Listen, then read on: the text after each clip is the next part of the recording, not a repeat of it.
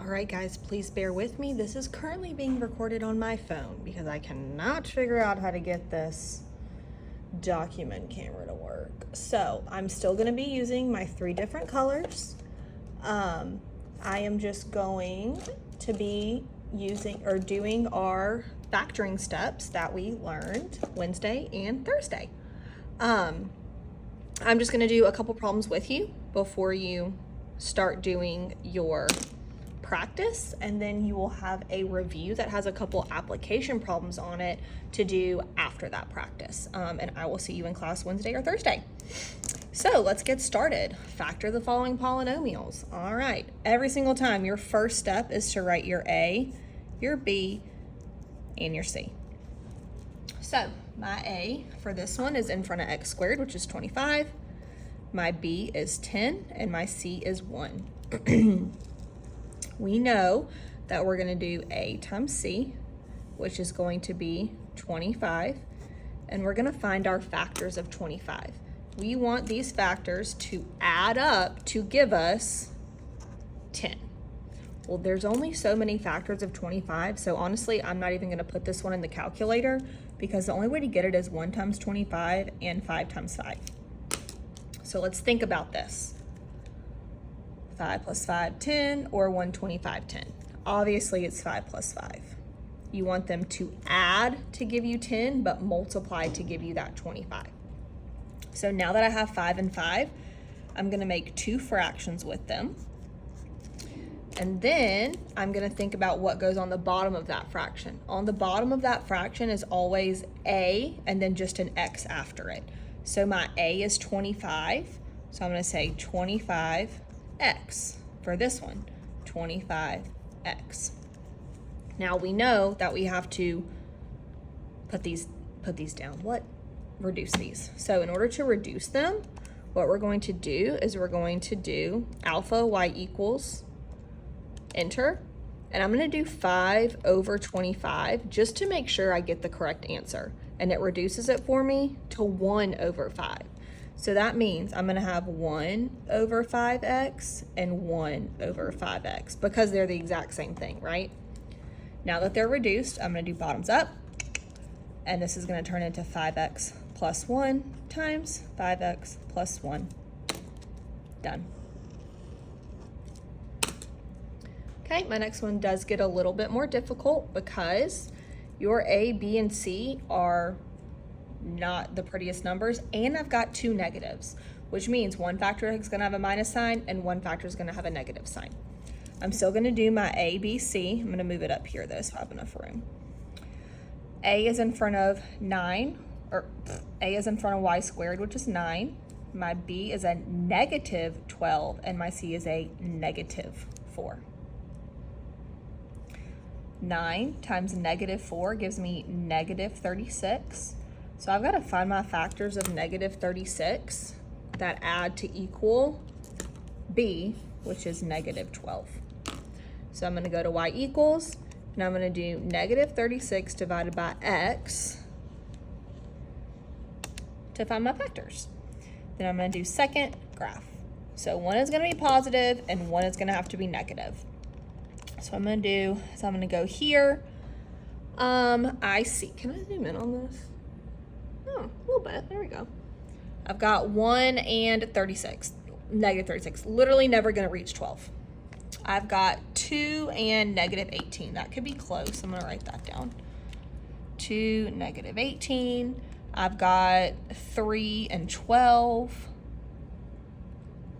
Or negative 12. I've got 4 and I've got negative 8.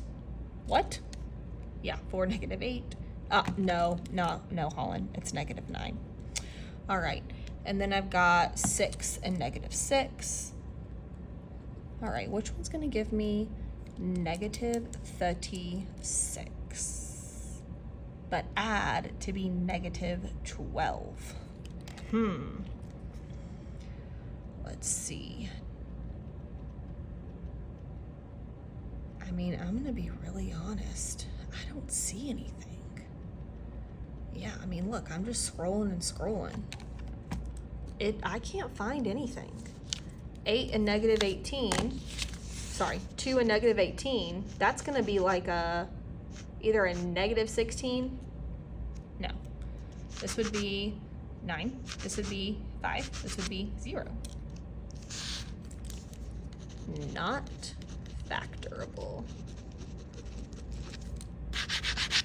And that's your answer for that one. Very rare, but does happen. Okay. All right, now this says don't forget about looking for the GCF. So you always want to take out a GCF. First thing I notice on number 4 is it starts with a negative. Remember, you can never start with a negative. But let's look at number 3 first. We're going to take out that GCF of 3.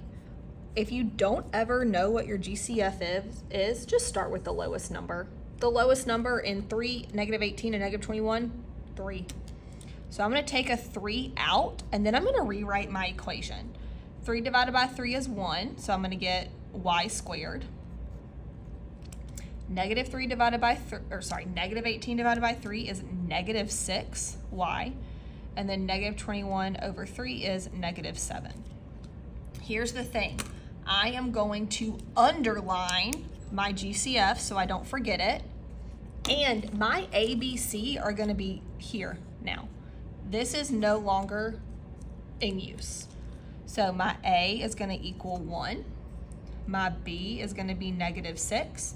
And my C is going to be negative 7.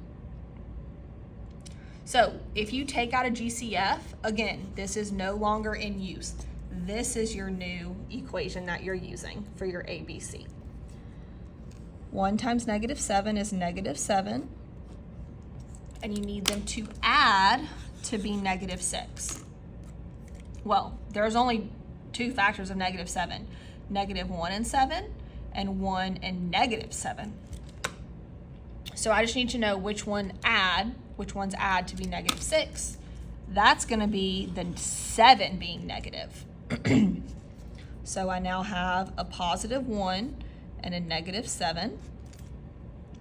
And don't forget, you're going to put it on or over your AX. Well, your A is 1, so it's going to be 1x and 1x. This cannot be reduced. This cannot be reduced. So I'm going to do bottoms up. And I'm left with x plus 1 and x minus 7 because that's a negative 7. But I also have to go up here and realize I have a GCF, so we have to put your GCF in front. So now this is your answer. There we go. Okay, and then number 4 makes it a little bit more difficult because not only are we going to take out a negative number, we're also going to take out an x. So I'm going to divide every single thing by negative 7. But then this has an x on it, and every single one can take out an x. So negative 7x, parentheses, x squared, 35 over negative 7 is negative 5x, negative 42, negative 7, plus 6. This is no longer in use. See how it makes the problem so much easier? Now we have an A value of just 1. But we cannot forget our GCF at the end. So A equals 1, B equals negative 5, C equals 6. Oh, sorry. We're going to do A times C, and we're going to get 6. But this one is funky because our B value is negative. So that means both of my factors of 6 have to be negative. So we're going to have negative 1, negative 6, and negative 2, negative 3.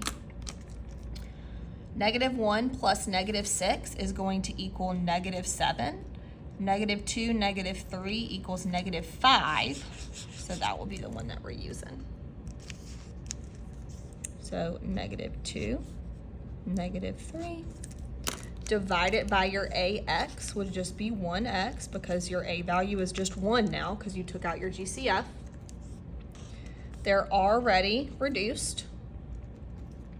So we've got x minus 2 because it's negative 2, x minus 3 because it's negative 3, Cannot forget that GCF that we took out, so we have to pop on our -7x in the front. Do not put it in the back.